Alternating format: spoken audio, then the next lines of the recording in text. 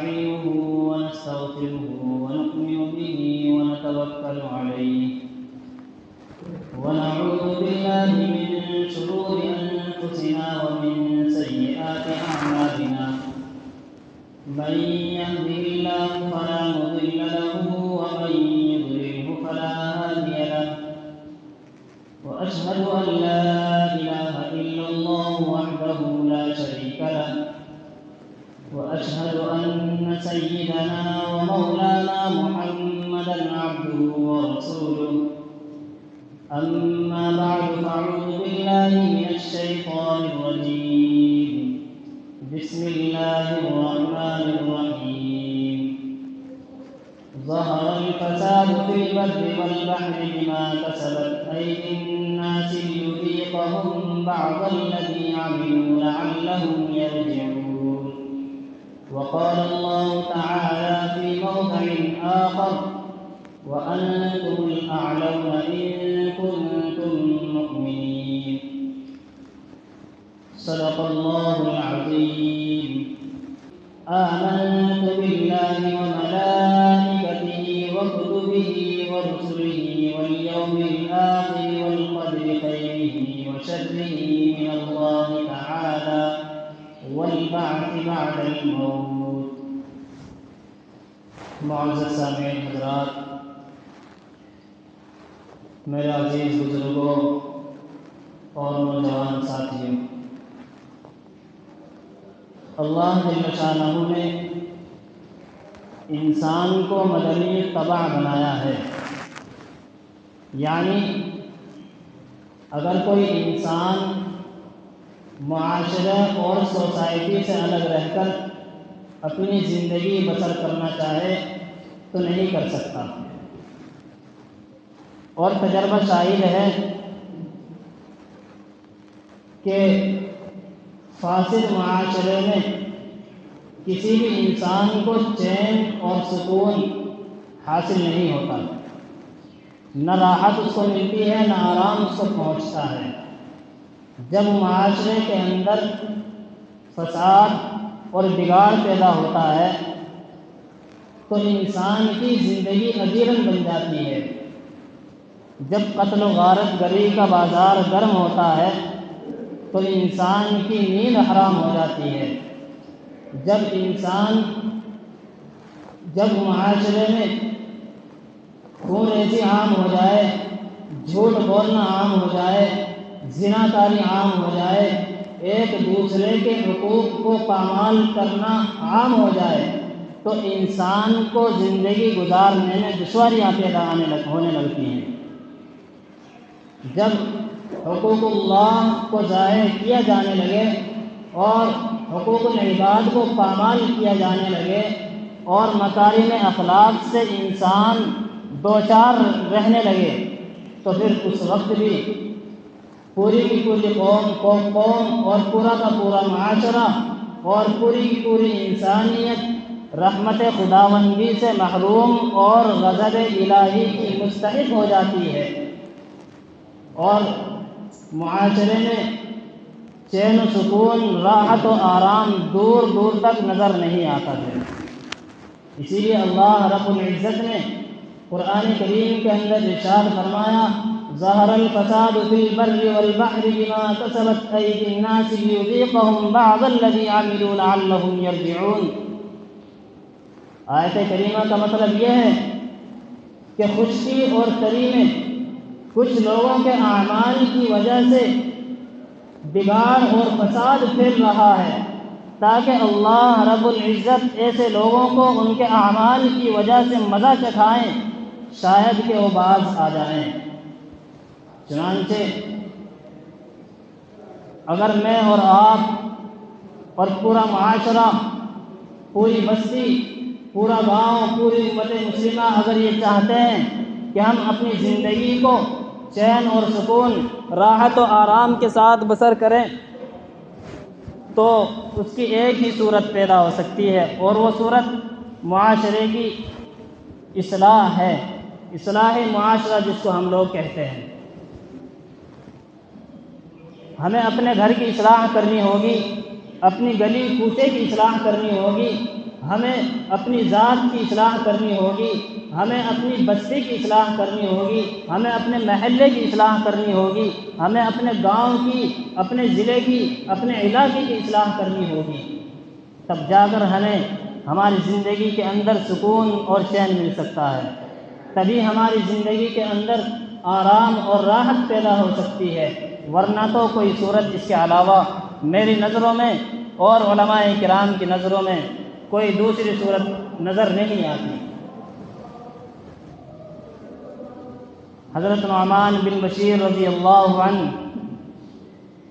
سے روایت ہے کہ نبی کریم صلی اللہ علیہ وسلم نے ارشاد فرمایا کہ اللہ تعالیٰ کے قوانین کے اندر مداہنت کرنے والوں کی مثال یہ ہے کہ کچھ لوگوں نے قرعہ اندازی کر کے جہاز کی منزلیں طے کی، کچھ کا نمبر اوپر والی منزل کے اندر آیا اور کچھ کا نمبر نیچے والی سطح پر آیا۔ نیچے والے لوگوں کو جہاز کی دوسری منزل پر جانا اس لیے پڑتا تھا تاکہ ان کو پانی کی ضرورت تھی، پانی حاصل کر سکیں، تو چنانچہ جب نیچے والی منزل کے لوگ بار بار اوپر جاتے تو ان کو یہ محسوس ہونے لگا کہ شاید ہمارے بار بار جانے کی وجہ سے اوپر والی منزل کے لوگوں کو تکلیف اور پریشانی کا سامنا ہوتا ہے۔ انہوں نے یہ سمجھا اور نیچے والی منزل کے لوگوں نے جہاز کے اندر، کشتی کے اندر کلہاڑیاں لی اور سوراخ کرنا شروع کر دیا۔ جب اوپر والی منزل کے لوگوں نے ان سے معلوم کیا کہ بھائی سوراخ کیوں کر رہے ہو، تو فرمایا کہ ہم یہ چاہتے ہیں، ہم یہ سمجھتے ہیں کہ شاید ہمارے بار بار اوپر آنے کی وجہ سے آپ لوگوں کو دشواریاں پیش آتی ہیں، تکلیفوں کا سامنا کرنا پڑتا ہے، اس لیے ہم نے سوراخ کر دیا تاکہ ہم نیچے سے ہی پانی حاصل کر لیں۔ اللہ کے نبی صلی اللہ علیہ وسلم ارشاد فرماتے ہیں کہ اگر یہ اوپر والی منزل کے لوگ ان نیچے والی منزل کے لوگوں کو سوراخ کرنے سے روک لیں، ان کا ہاتھ پکڑ لیں، تو خود بھی غرق ہونے سے بچیں گے اور نیچے والوں کو بھی بچا لیں گے۔ یہی معاشرے کے اندر ہم مسلمانوں میں ہر ایک انسان کی ذمہ داری یہ ہے کہ وہ اپنے آپ کو کسی ذمہ داری سے بری نہ سمجھے، کیونکہ اللہ کے نبی صلی اللہ علیہ وسلم نے ارشاد فرمایا کلکم راع وکلکم مسئول عن رعیتہ، کہ تم میں ہر ایک انسان چرواہا ہے، ذمہ دار ہے، اور اس چرواہے سے، اس ذمہ دار سے کل قیامت کے دن میدان حشر میں جب حساب و کتاب ہوگا، میرا پروردگار اس ذمہ داری کے بارے میں ہر ایک انسان سے سوال کرے گا۔ میں نے پچھلی مرتبہ بھی جب مجھے موقع ملا تھا یہ بات عرض کی تھی کہ ہم اس بات میں بہت غافل ہیں، نہ تو اپنی اصلاح چاہتے ہیں، نہ اپنی اولاد کی، نہ اپنے گھر والوں کی اصلاح چاہتے ہیں، تو ہم بات سن کر انسنی کر دیتے ہیں۔ ایسا نہیں ہونا چاہیے۔ یہ جو باتیں آپ کو وقتاً فوقتاً جمعے کے بیان میں یا کتابیں سنائی جاتی ہیں، آپ یہ بات ٹال کر اپنے آپ کو بری نہیں کر سکتے کہ ہمیں کسی بات کے بارے میں معلوم نہیں ہوا۔ آپ تک اگر کوئی بات پہنچ گئی ہے، مجھ تک کوئی بات پہنچ گئی ہے اور اس پر میں نے عمل نہ کیا جان بوجھ کر، تو کل قیامت کے دن یاد رکھیں اس بات کے بارے میں مجھے بھی اور آپ کو بھی جواب دینا ہوگا۔ تو کوشش یہ کریں کہ جو بات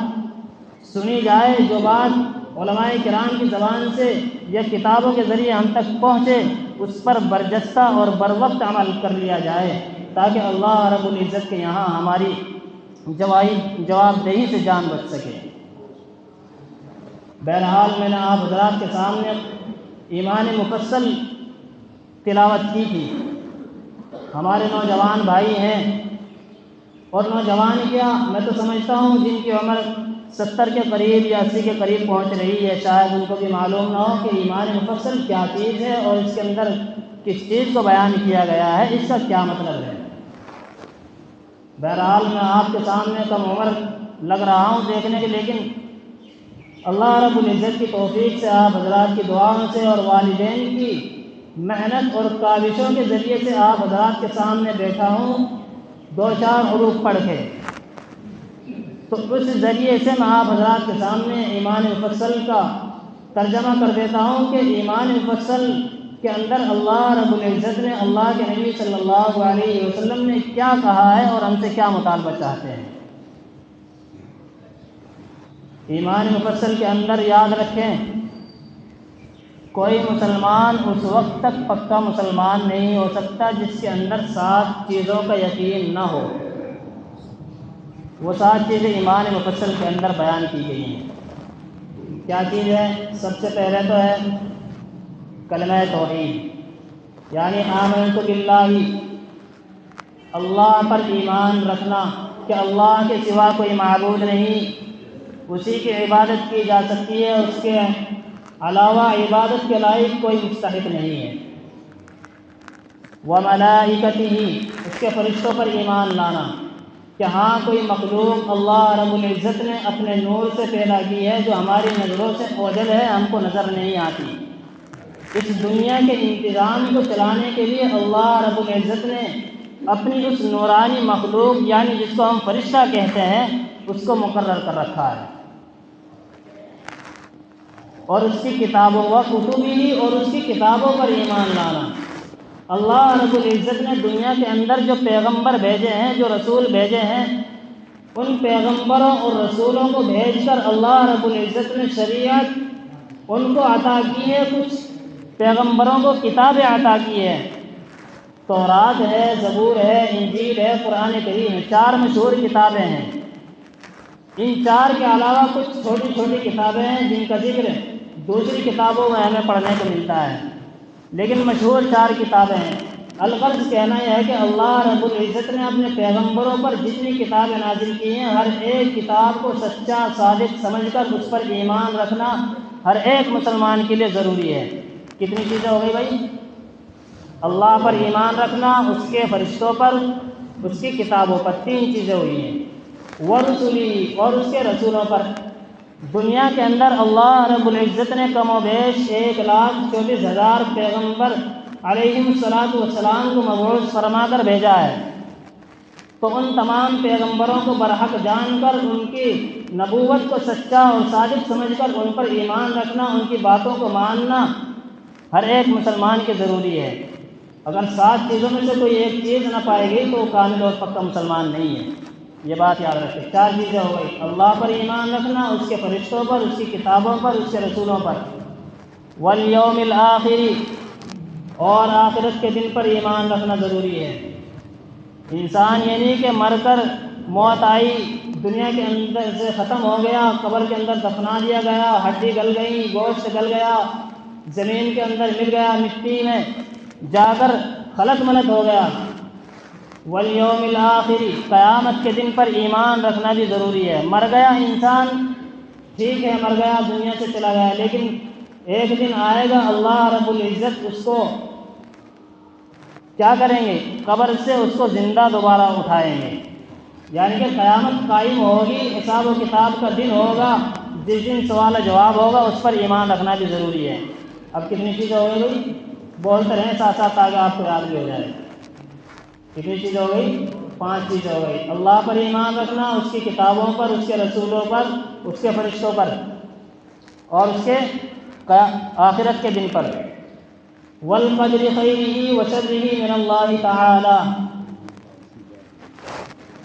اچھی اور بری تقدیر،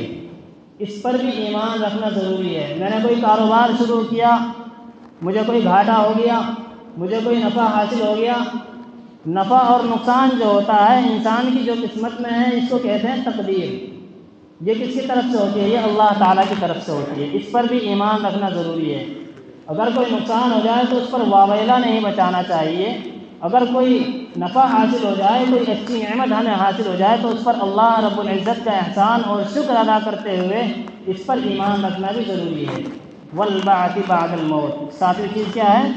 والبعث بعد الموت، ایمان مسلمان انسان اس دنیا سے چلا گیا، مر کر ختم نہیں ہو جاتا، وہی بات جو میں ابھی اس سے پہلے بتا رہا تھا کہ مر کر دوبارہ اٹھنے پر اس پر بھی ایمان رکھنا ضروری ہے۔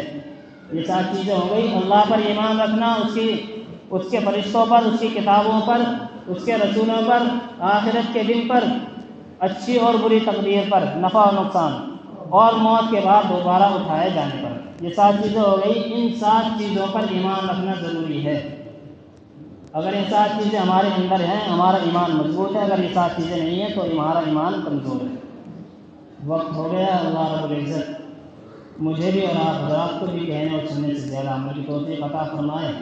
وآخر دعوانا الحمدللہ۔